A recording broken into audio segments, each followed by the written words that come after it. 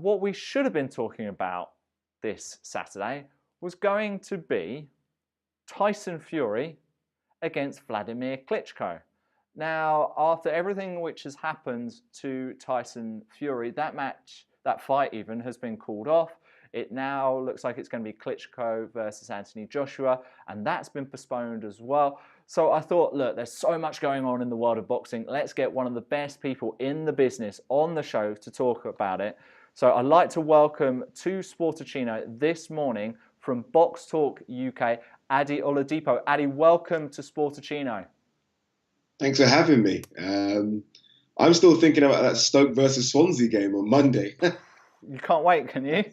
Oh, I'm excited. I can't wait. We bring out the beers and sit down with all the friends and watch that one. Get everyone round with a pizza, Yeah. a few drinks. Quality game. What a night you've got in store. Very rock and roll. So, Ade, let's not spend a whole show talking about Stoke versus Swansea. However great Shaqiri actually is, he is a good player. But let's actually talk about the world of boxing. And we should have been talking about Tyson Fury versus Klitschko today, but we're not. What have you made of everything going on with Tyson Fury right now? It's a difficult situation for Tyson Fury, and I guess for his fans, and more importantly for Wladimir Klitschko. Look, he won the world title, and we're all celebrating it. It was a great achievement, but it was okay. You won it. What's going to happen next? What are you going to do next? Are you going to come and cement your legacy as one of the best British boxers of all time? How are you going to handle it? And you have to say, he's handled it horribly. Look, this was supposed to be a fight that was supposed to happen in July. Tyson Fury pulled out of that as well because of the ankle injury, and then subsequently, being found to have taken possibly a PD, a performance-enhancing drug. That kind of got swept under the carpet a little bit. No one really talks about that. And then you had all this big, it's going to be Tyson Fury versus Wladimir Klitschko in October, as you said, Manchester. And I was even going to go to the fight. I was excited. I was thinking, here we go. This is what we wanted. We've got Wladimir Klitschko, one of the world's best heavyweights over the last 20, 25 years, coming to the UK, and he's up against our boy, Tyson Fury. And it was excitement. And then, lo and behold, Tyson Fury pulls out of that one as well, this time because of depression, not being in shape. And with Tyson Fury, you just want to hope that, look, he's only young. He's only 28, 29 years old. You want him to get his career back on track. But he clearly has some demons that he needs to fight. He's been, he's said on numerous interviews, I think he done one interview with the magazine Rolling Stone that, he's been taking cocaine for a while now. And you just don't want to hear that from any sportsman, let alone a boxer. So I think he needs to kind of step aside, take some time out, which he's going to be now. He's lost his boxing license and hopefully come back in the summer of 2017. But look, it's disappointing. Boxing needs a real big match. And everyone likes the heavyweights. That's what we've all grown up watching, the likes of Ali, Tyson, Bruno. And it needs it right now. And unfortunately, there is no Tyson Fury Wladimir Klitschko fight for the foreseeable future anyway. Let's touch a bit more on that, Ade. It doesn't have those big superstar names. Is it losing the battle against the UFC? Unfortunately, yeah. Boxing's always had it its own way. If you just want to see a fight, unfortunately, boxing was the only thing you could watch. I remember back in the 80s, kickboxing tried to make a little run for it, and that kind of just dropped on its legs very quickly. So UFC's now come, and that's been sort of around since the early 90s, but it really has started to kick on now. And America just seems to prefer the UFC. It's not really kicked off so much over in the UK, but America prefer it. It's got the bigger names. Everyone knows Conor McGregor, Ronda Rousey, and it's just doing real good numbers. And I think it's given the fans what they want, which is just big name versus big name. And boxing simply can't do that anymore. Boxing's got too many promoters, too many TV deals with different TV companies, and that's the problem. BBC One are not going to work with Sky, and Fox are going to not work with HBO, and that's what you're going to have a problem with in boxing right now. Too many fighters fighting on different platforms, whereas UFC is just one platform, and fans just get what they want.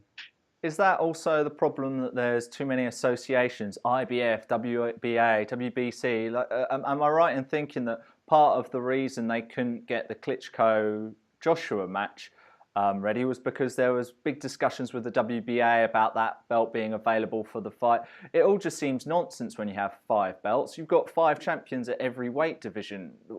Why can't they all just come together? No, you're right. And let's be honest, these sanctioning bodies make money of every fight. They want people to be fighting for their titles, and that's the problem.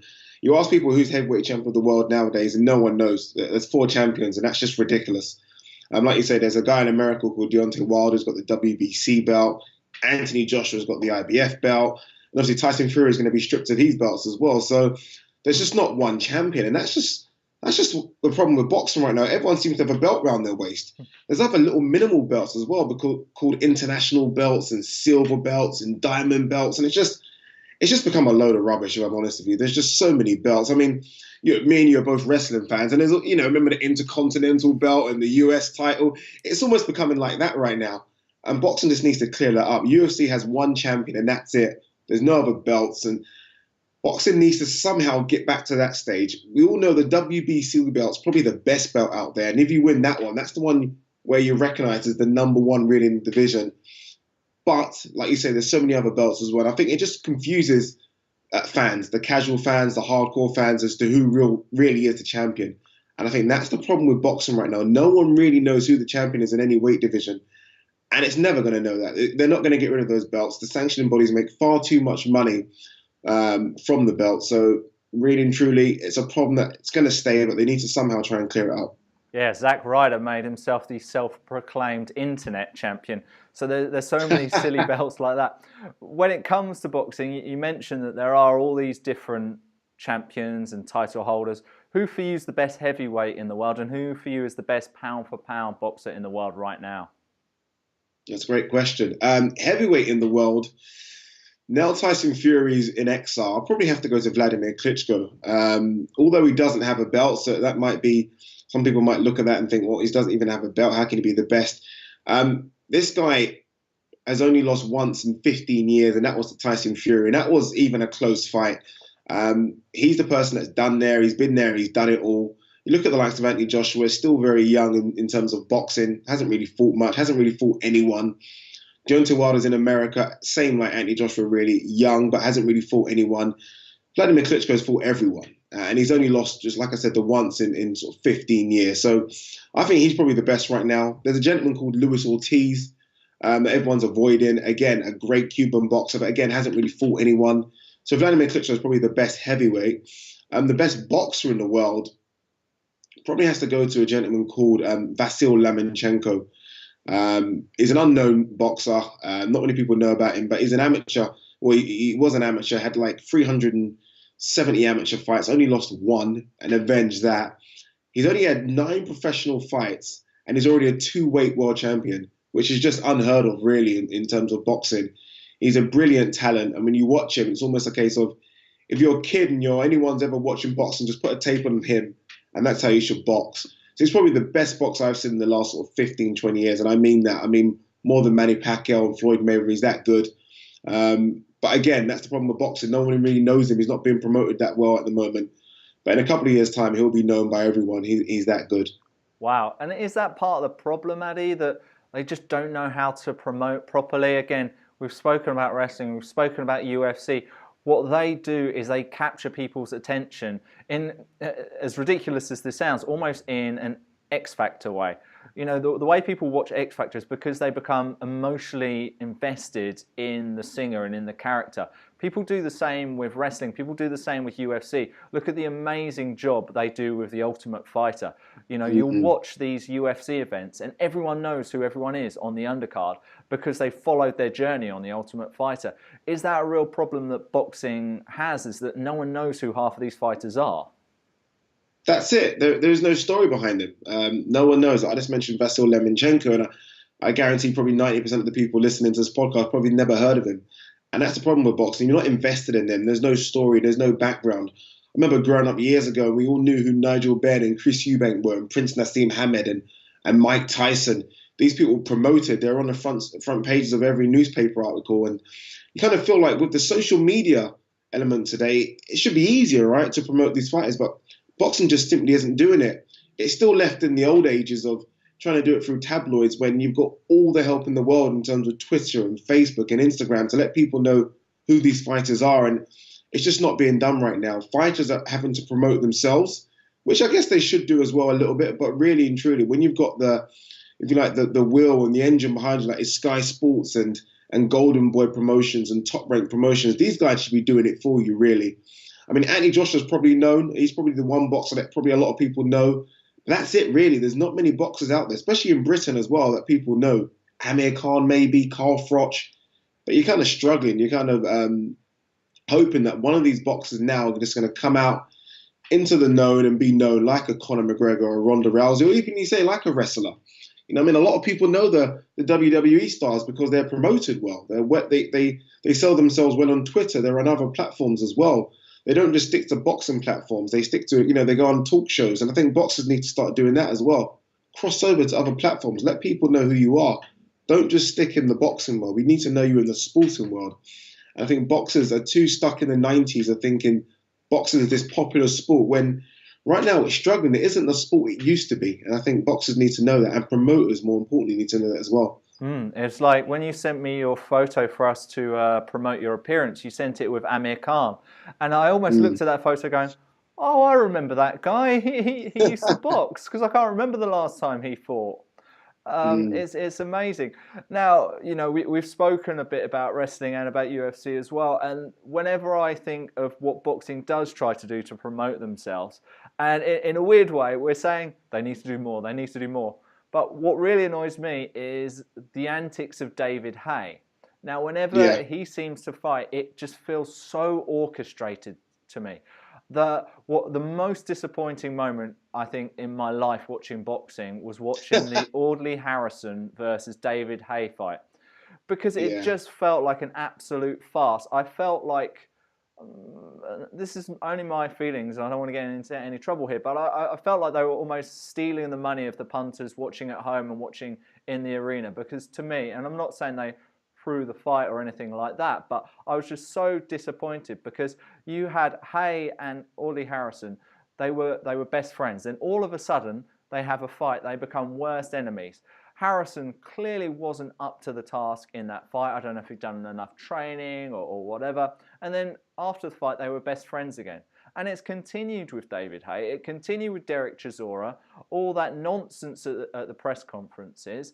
Then you had that whole thing about his bad toe with Wladimir Klitschko. And then you had, most recently, after Tony Bellew won his last fight, he came over hanging over the ropes, trying to speak to Haye, trying to set up a fight.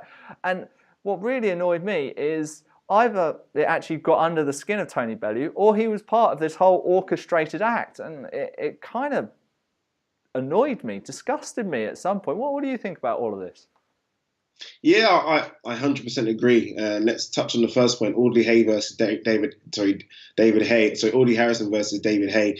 I remember that fight like it was yesterday. I don't know how I remember it, because it was such a poor fight. But that fight single-handedly took down Sky pay-per-view platform for boxing. They stopped pay-per-view after that fight because it was so bad.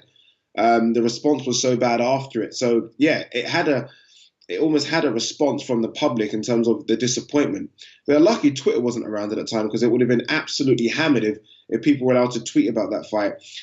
David Haye is almost this enigma in British boxing. I think he's a talent, but I think he's now simply started, like you say, the WWE style of scripting fights and the way he promotes fights, and it's just not gone down well with the boxing fraternity. I like him. I think he has potential, and I say potential because I still think there's a few more years left in him, but the way in which he goes about selling a fight has become so wrong. I mean, that Tony Bellew nonsense where Tony Bellew kind of ran outside the ring, tried to confront him. It was like, come on, guys. We know you guys talk on text, and we know you guys are friends behind the scenes.